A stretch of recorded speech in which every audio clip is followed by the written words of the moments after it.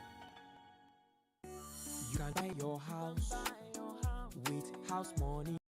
You can build your home with house money. You don't have to break the bank to build that house that you've been dreaming of. Don't worry anymore, we have got your back. Let us make it work at GDL House Money. Working together, funding together. GDL House Money. We're making your dreams come true. GDL House Money. Working together, building together. GDL House Money. We're making your dreams come true. Download the GDL Plus app or call 07000 500 600. In Nigeria, the weather can change in an instant, just like life itself. Even when you are caught in a heavy downpour or harmattan has left your skin dry, there's one thing that never changes: the restoring power of Vaseline Petroleum Jelly. Because we all know when harmattan strikes, if you are not protecting your skin, it cracks. So do your lips, and no one wants that. So use Vaseline Petroleum Jelly to keep your skin healthy, smooth, moisturized, and protected all day long, so you can embrace every season with confidence. Grandpa, who's the man in this picture? People call him a farmer, but he's more than that. He's a mountain that can't be taken down. A very simple man, but he's bold as a lion. A hero who stops at nothing to defend his people. He is Lishabi, The Uprising, now showing on Netflix with plans starting from 2,200 naira only. It's so good to win in the Cowbell So Creamy So Good promo with 150 million naira worth of cash and loads of free airtime up for grabs. To stand a chance to win, simply buy 10 sachets of Cowbell 12 gram or 1 Cowbell 320 gram refill pouch. Submit the empty packs to any collection center near you and exchange the sachets for a scratch card. Scratch the card to reveal a unique code and text the code to 1393 to enter the draw. Promo runs from October to November 2024. For more info, visit www.cowbell.ng. Terms and conditions apply. Cowbell, a creamy goodness. It's a new era. The UEFA Champions League is back. The best clubs in Europe clash in the most dramatic fixtures. Watch the UEFA Champions League live on SuperSport. Upgrade to Compact Plus and stay connected. DSTV, your home of football. Now enjoy the Emirates experience in economy class from Lagos with daily flights to Dubai and beyond. Start your holiday on board with complimentary food and drink. Choose from over 6,500 channels of entertainment and keep boredom at bay with special meals and toys for kids. You get so much more in Emirates economy. Book your next getaway at emirates.com. Fly Emirates. Fly better. Auntie, you are enjoying, oh? Only you. Peppered rice, amala, nkwobi, masa, cake, and now ice cream. I hope you have Justifies on you. Justifies? I never leave home without it. That's right, Justifies, the new natural effervescent powder for an instant refreshing relief from heartburn and stomach indigestion. Just add Justifies into a cup of water, drink, and you're good to go. Justifies, your relief on the go. Justifies is from the House of Justide. If symptoms persist after 3 days, consult your doctor. Made and marketed by Ranbaxy Nigeria Limited, a Sun Pharma company. 99.3 Nigeria Info, your number one station for talk. Let's talk.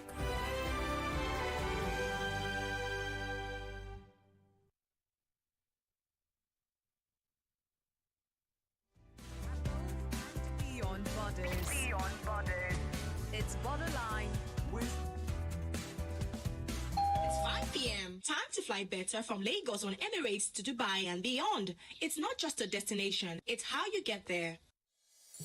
Live from the heart of Victoria Island, you're listening to your number one station, 99.3 Nigeria Info. If a leader is not informed, informed is bound to be deformed. So many organizations don't even have a workplace sexual harassment procedure or reporting channel. So if there's no place to even report, how do I even report these issues? AstraZeneca and Moderna vaccines cannot be mixed. You cannot say bring that one too. I cannot say bring that one too. Make I just manage them. No. 99.3 Nigeria Info. Let's.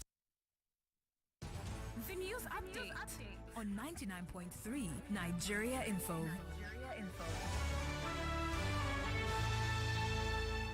Right, Lagos, here are the headlines we're tracking this hour. The police in Lagos have released a group of protesters arrested on Wednesday at the Gani Fawehimi Freedom Park in Ojota, while the former Inspector General of Police, Mike Okiro, says the amendment of Section 7, Subsection 6 of the Police Act 2020 to allow for a 4-year tenure for the office of the IG will stabilize the police system. The River State Governor, Siminalayi Fubara, has foiled an attempt by the police to take over the River State Independent Electoral Commission, while the River State Police Command says its officers will not participate in Saturday's local government election in Rivers. And the Rivers government is confident of having other security agencies present at the local government election this weekend. The Academic Staff Union of Universities has warned the federal government to do something about the high cost of electricity, especially in Nigeria. The General Overseer of the Redeemed Christian Church of God, Pastor Enoch Adeboye, has apologized for his earlier remarks regarding tithing. And there's an outbreak of cholera in Borno State. While on the foreign scene, more airstrikes have been reported in southern Beirut and Lebanon, as Israel tells more than 30 villages in the south to evacuate. Those are the headlines. It is back to Borderlines with Ireti Bakare-Yusuf on 99.3 Nigeria Info.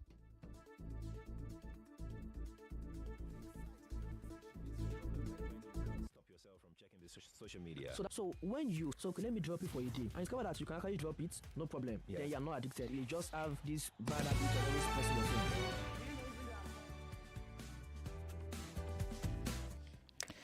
phone. Okay, welcome back to Borderlines, people. In spite of the network, Chuma agreed to stay and is with me for an extra 8 minutes or so.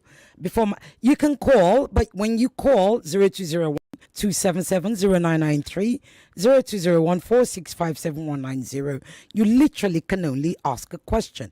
We can't go on into that long discussion with him because literally there is no time. And I had to impose on his time to give us this time to talk to you guys. Okay, so I'm coming to your calls now. Hello? Okay, you snooze, you lose, I'm afraid.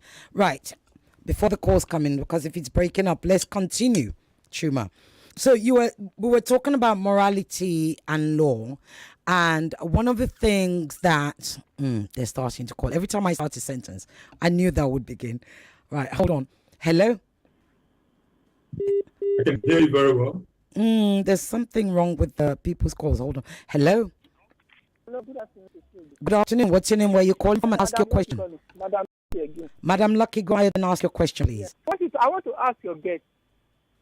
What was the crime President Omar al-Bashir of Sudan committed regarding the Darfur that makes the West and the National Criminal Court of Justice to place a bounty of arrest warrant on his head? Let the man tell us. Thank you very much. Sorry, okay, I think she's talking about Omar of Darfur. Omar Bashir. Yes. What was the crime that he committed that the ICJ wanted, they put a bounty on his head? Let me answer one more call so I'll give you an opportunity to answer too. Now they're all calling. Hello? Hello, good evening. Good evening. Your name, where you're calling from, and your question, please. This is Chris from Ikeja. Go ahead, Chris. Yeah, please, I want to ask your guest, in terms of religion and history concerning what is going on in the Middle East. So, religion now, how should we reconcile what is going on in the Middle East with what's in the Bible? Yeah, no, it's not what's in the Bible. Mm-hmm. Christianity and Islam and Judaism. Sorry, ask that question again. How should we reconcile what? Yes, well, how should we reconcile what is going on in the Middle East between Christianity, Islam, and Judaism? Because in my own understanding, I know that sometimes there is a hatred between these three religions. Yes, but it's not a religious war. I've got to go. The lines are going. We have educated about that several times. Thank you for your call. Hello? Hello? Hello? Yes, good afternoon. What's your name? Where are you calling from, please? This is Pastor Badamasi from Sululere. Pastor, go ahead with your question. 30 seconds, please. I want to ask your guest, what can be done about nothing? Because he said that it's all about nothing. Yeah, we want to stay in office. All these atrocities. What can be done about Netanyahu as a person? Okay. Removing him from that prime minister. Who can stop Netanyahu? Okay. Yes. Thank you. Yes. Thank you very much. Right, I'm going to give you 2 minutes. This is the part where I have to crunch your time so we can get more out of you, Chuma. 2 minutes. Can you answer those two? Because they're already telling me I only have 4 minutes left. This is not nice. Your first questioner was right on the point. Bashir did nothing else, nothing more heinous than what is going on now in the Middle East. He targeted Darfurians who were sitting on land precious than they knew, and they were a harmless people who were simply protesting for a right of self-actualization. Were hounded, and they supported rebel groups to go after them and commit murders and rapes and all that. Now, what is going on in the Middle East is of a similar stamp. And what has happened in during the Gulf War, in Iraq and everything, which were driven by Western heads of state, did not have a patina, did not have a scintilla of opprobrium. And so it sounds clear that the law is created for brown and black people. And when the same thing happens, and it's when you have individuals, children, women, innocent men, civilians being targeted for extermination, it doesn't have the same weight. That's the answer for that. Okay. The question: Who can stop Netanyahu in 30 seconds? I think it's all of us. It has to be a voice of the world that rises up as one. And that voice we must drop the restraints of religion, of cluttered, and this is particularly a religion that is not ventilated by common sense or even morality. So what is an immoral religion? What is that? What does that begin to sound like? So we need to really open our minds and think through the issues. It's only the universal opprobrium of the world that joins with Western public, Eastern, Middle Eastern, African, Oceania. We need to speak as one. We must be united and say, this is not the kind of world we want to live in. Right. And finally, I'm going to sneak this in before they tell me to get off. Finally, people heard that there is this constant conflict with religious people, right? Who think, there's Christianity, there's Islam, there's Judaism. Often they forget they're all Abrahamic religions. They're religions that are started by children of Abraham and everything.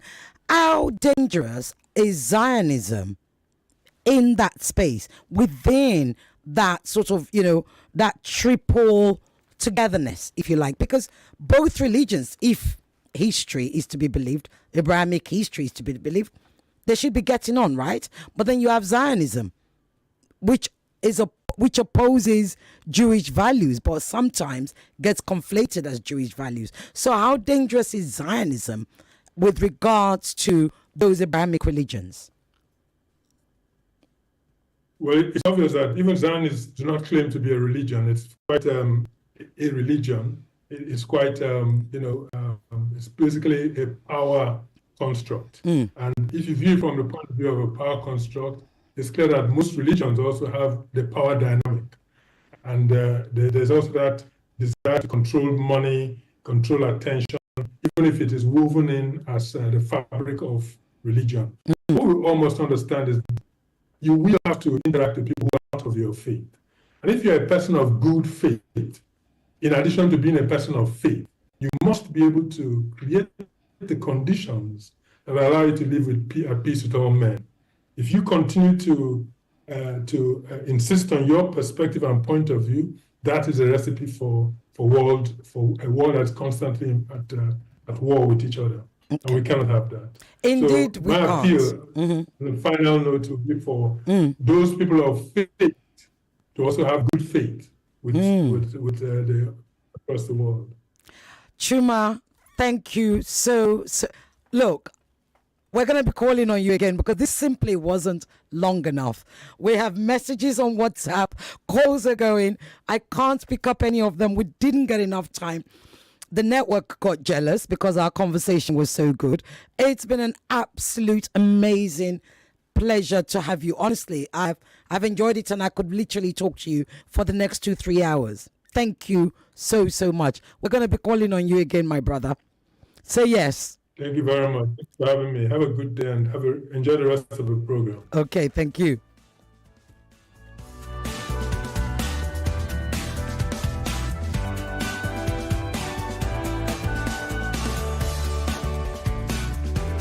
If a leader is not informed, it's bound to be deformed. So many organizations don't even have a workplace sexual harassment procedure. 99.3 Nigeria Info. We are more than just radio.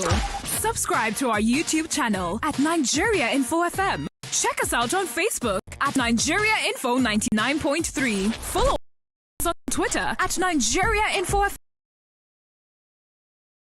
And on Instagram at Nigeria Info FM Lagos for live updates as it happens. 99.3 Nigeria Info. Let's talk.